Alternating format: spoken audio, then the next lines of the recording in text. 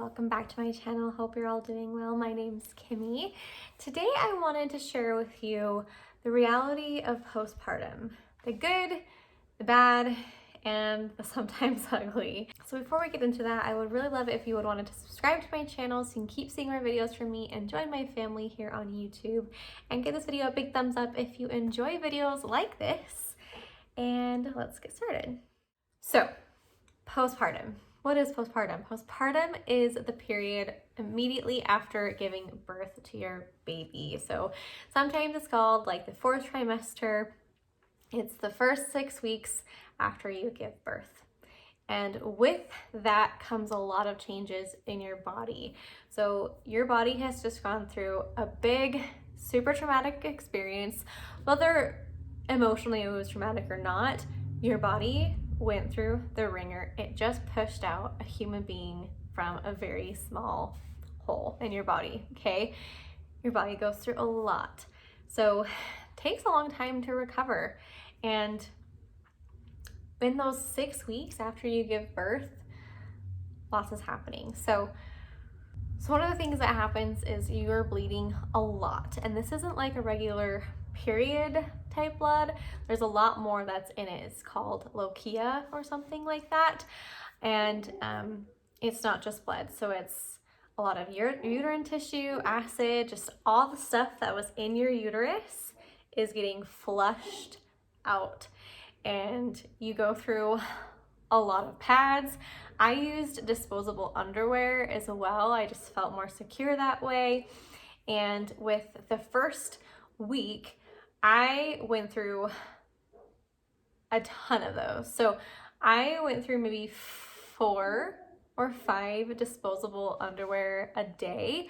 I also used Padsicles. So those were pads that were soaked in like aloe vera, witch hazel, and a bunch of other things to help with the healing process. They were cold, so that's why they're called Padsicles.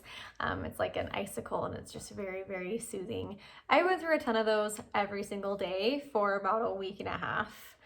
In addition to those things, I also used Tux pads, which just kind of you put on top of your pad.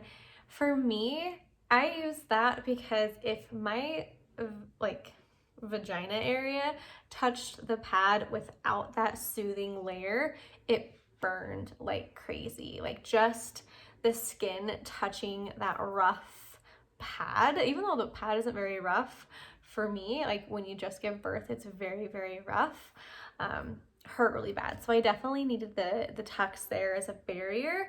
And then I also sprayed that down and my vagina area with what my sister so lovingly called hoo-ha spray. It's a spray that she made me that has aloe vera, witch hazel, clary sage, lavender, and a bunch of other things in it, which just helps your lady bits recover and heal.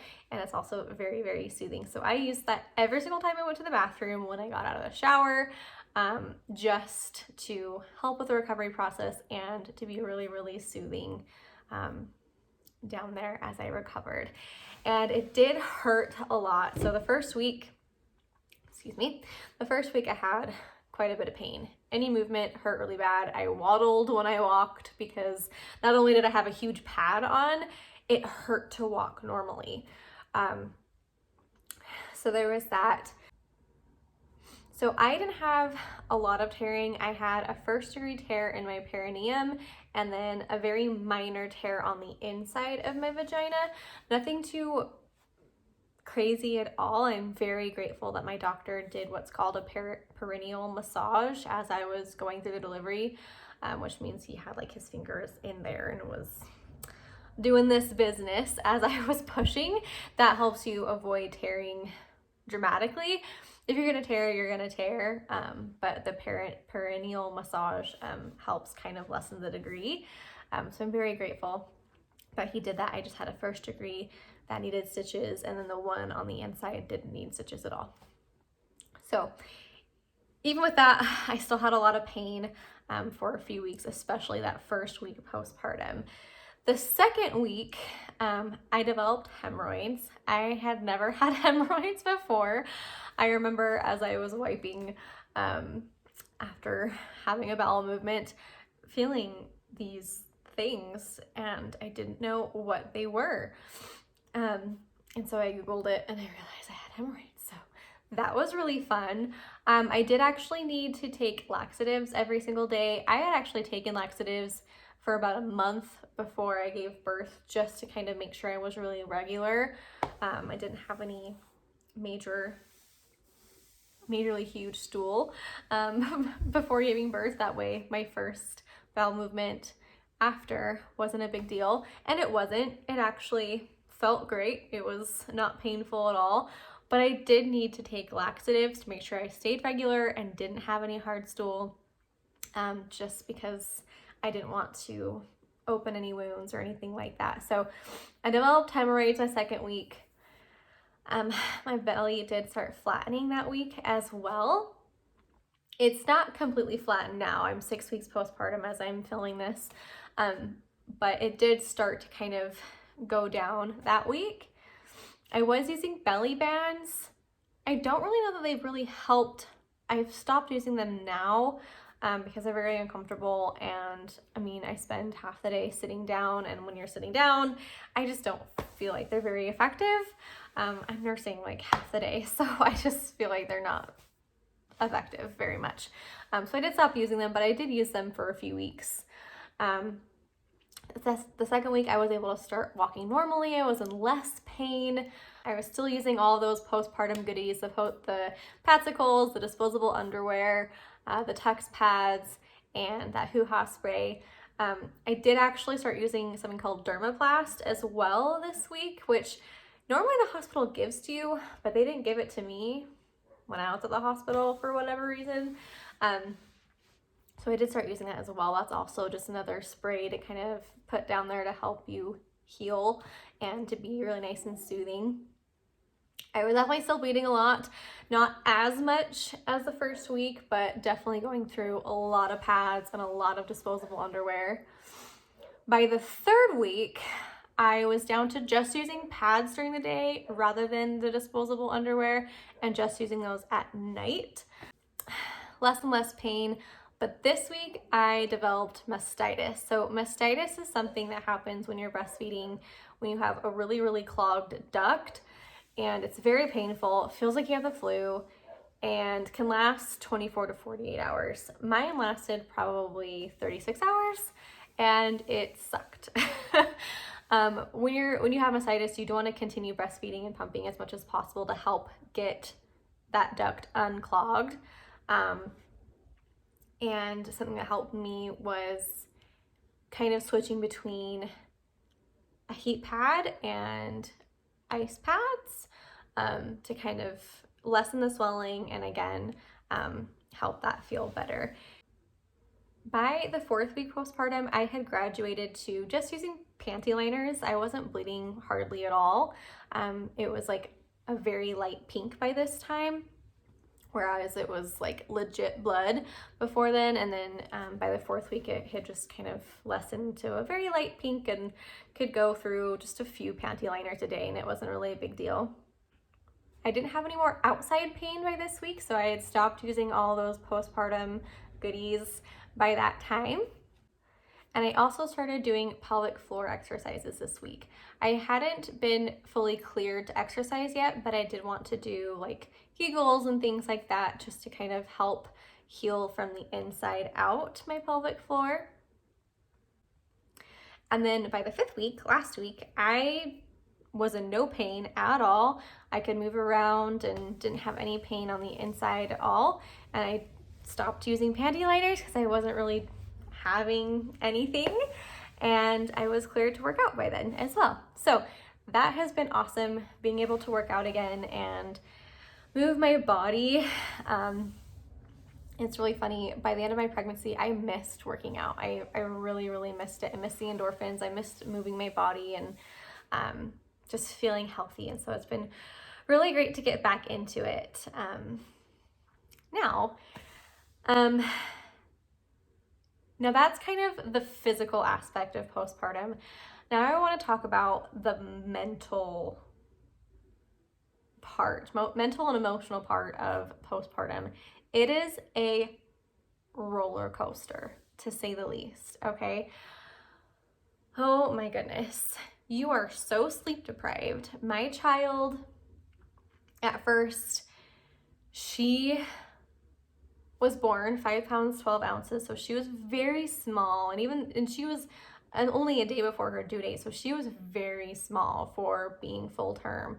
And so she, at first, couldn't breastfeed very well because she wasn't strong enough to suck out the colostrum, because the colostrum is a lot thicker than regular breast milk. So the first few days was really stressful trying to figure out how to get her to eat enough. So we were having to supplement with formula. And then my best friend taught me how to hand express, so I can get the colostrum out and give her some. We kind of gave it to her via a syringe. And it was just really stressful. I was scared that my baby wasn't getting enough food. And then she was waking up basically every hour for the first week, and then the second week going down to every 2 hours. So you're super, super sleep deprived. It sucked. So not only are your hormones raging, because your hormones are trying to regulate themselves back to normal because you're not pregnant anymore. So your hormones are going crazy, you're super sleep deprived, and you have this newborn that you're trying to figure out how to care for. It's just a mess mentally. And then to boot, my in-laws had come to visit for a few weeks. They got here when she was 10 days old, and I'm an introvert. I love them dearly. I love them so, so much. And if you guys are watching, I love you. It was so good to have you here.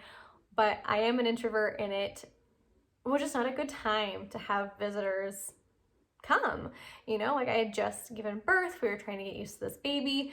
She was too young to go anywhere, so it wasn't like we could go have fun or anything like that. I was still healing, so it wasn't about to want to sit in the car for any amount of time. It just wasn't a good time. And I'm going to be 100% honest with you guys. I had a mental breakdown between weeks 2 and 3. I legit had a mental breakdown. What happened? Looking back at it now, it's really funny. Not funny, but it's just like, this is what made me freak out.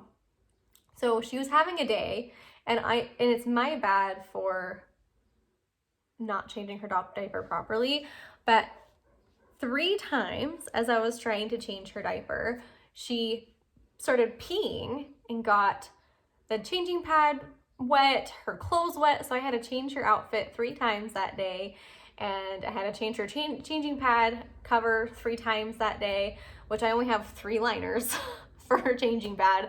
So we were out of those, and by the 3rd time, I growled at her. I growled at my baby in frustration, and that made me feel so guilty. Now, in hindsight, I know when you change a diaper, you're supposed to put the new diaper underneath to kind of catch any pee that happens, or you can kind of cover them.